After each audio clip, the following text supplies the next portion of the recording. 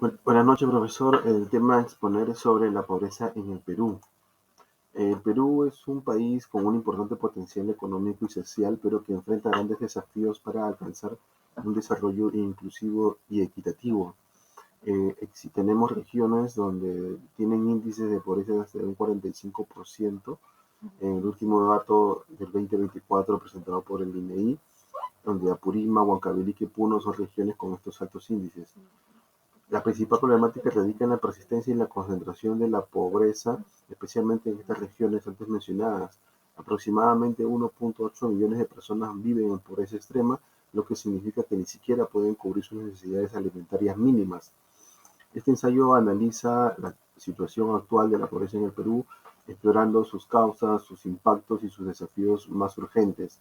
El objetivo principal es evidenciar las profundas brechas que existen entre las diferentes regiones y sectores sociales. Según el Instituto Nacional de Estadística e Informática, INEI, la pobreza en el Perú en el 2024 afecta al 27.6% de la población, equivale aproximadamente a 9.4 millones de personas. Esta pobreza se da en diferentes regiones del país, especialmente en departamentos como Cajamarca, Loreto, Puno, Pasco, donde las tasas son las más elevadas. La pobreza en Lima Metropolitana y Callao también ha incrementado en los últimos tiempos. En el año 2019 teníamos una tasa de 14.2% y en el año 2024 se elevó a 27.6%. En el Callao, igual en el año 2019, su tasa fue de 14.3% y se elevó al 2024 a 33.9%. Sobre la escuela económica a desarrollar, voy a desarrollar la escuela económica del enfoque de capacidades, desarrollado por Amartya Sen, que es un economista y filósofo indio, premio Nobel del año 98 por sus contribuciones a la economía del bienestar. La escuela económica del enfoque de capacidades, este enfoque sostiene que la pobreza no debe entenderse únicamente como insuficiencia de ingresos, sino también como privación de libertades y oportunidades para alcanzar ciertos funcionamientos o logros mínimos en diversas dimensiones de la vida, como la salud, la educación, la vivienda y la participación. En cuanto al análisis macroeconómico, en el análisis en la relación que existe entre el PBI y la pobreza en el Perú, durante los últimos 10 últimos años se observa un crecimiento económico muy importante, ¿no? Este ha sido un factor clave, pero no suficiente para reducir la pobreza de manera sostenida y equitativa. Entre el año 2004 y 2015, periodos con fuerte auge económico, especialmente en el sector extractivo y minero, el Perú logró reducir de manera significativa la pobreza. Entre los años 2015 y 2020 el crecimiento económico se desaceleró, ¿no? Con un promedio anual de cerca del 2.1% en la última década, y la pobreza registró fluctuaciones con un especial fuerte repunte en el año 2020 por la pandemia COVID-19. Respecto al último año, 2024-2025, la economía ha mostrado repuntes importantes de crecimiento superiores al 3% y 4%, lo que impulsó una reducción de la pobreza.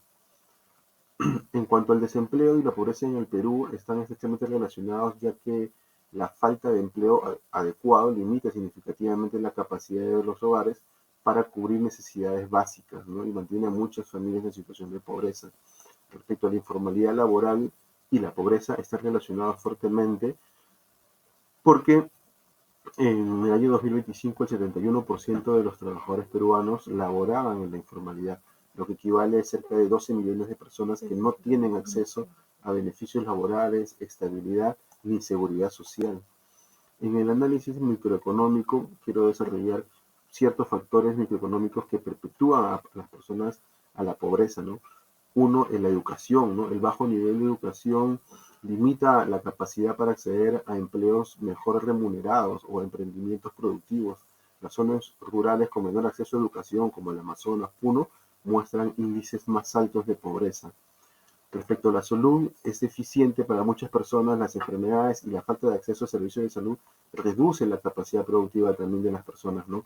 Familias que no tienen seguro de salud deben destinar parte importante de sus ingresos a medicinas y consultas, reduciendo su consumo, por ejemplo, en educación o alimentación. Respecto a la estructura familiar también, tenemos que existen muchas familias numerosas que tienen menos ingresos per cápita y más gastos básicos, ¿no? En comunidades rurales, las familias con más de 5 hijos suelen vivir en condiciones de pobreza porque los ingresos no cubren todas estas necesidades. Y sobre las decisiones de consumo y ahorro, la falta de educación financiera lleva a muchos hogares que prioricen consumos inmediatos en vez de inversiones a largo plazo, como ahorro, educación o salud, ¿no? Sino que estos gastan en bienes no prioritarios, ¿no? Como celulares, y descuidan la educación de los hijos.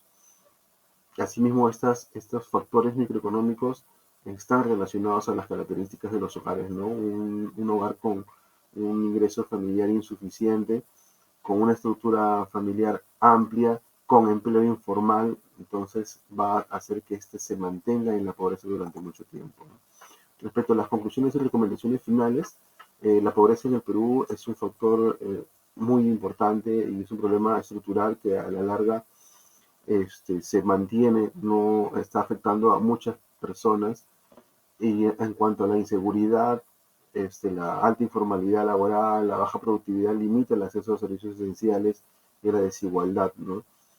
Se recomienda fortalecer el empleo formal y la calidad, porque es clave, el 70% de los trabajadores son informales con bajos ingresos y no tienen protección social.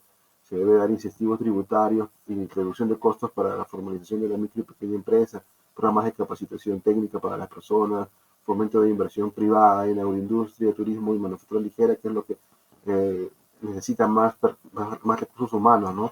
Invertir en educación, salud, para romper este ciclo de pobreza, ¿no? Ya que la baja calidad educativa y problemas como desnutrición crónica limitan al capital humano, ¿no? Se debe ampliar la mejora de cobertura de programas como Caliguar, Macuna Más, Juntos, fortalecer la educación técnica para conectar a jóvenes con trabajos mejor remunerados y así asegurar el acceso universal de servicios básicos de salud y campañas de prevención. Muchas gracias, profesor. Buenas noches.